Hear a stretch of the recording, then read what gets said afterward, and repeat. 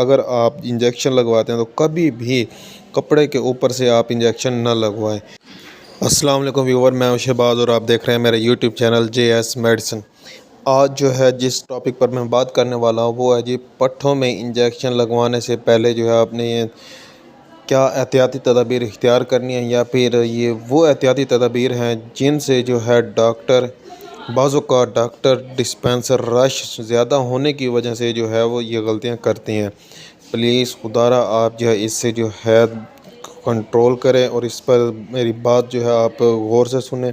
कभी भी आपने बच्चों को इंजेक्शन लगवाने हैं, ताकि बड़ों को भी अगर बच्चों को इंजेक्शन लगवाने हैं या यानी कि चाहे वो पोलियो के जो है हिफाजती टीके जो है वो अगर आप लगवा रहे हैं, या फिर जो है अगर आप कोई भी इंजेक्शन लगवाते हैं, एंटीबायोटिक लगवाते हैं जो कि पट्ठों में लगता है, तो आप जो है इस चीज़ को गौर से जो है गौर किया करें, ताकि यानी कि आपके बच्चे की जो सेहत है वो महफूज रहे।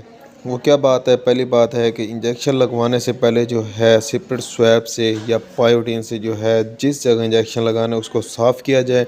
और उसके अलावा जो है नंबर 2 पर जो बात है वो है जी, अगर आप इंजेक्शन लगवाते हैं तो कभी भी कपड़े के ऊपर से आप इंजेक्शन न लगवाएं।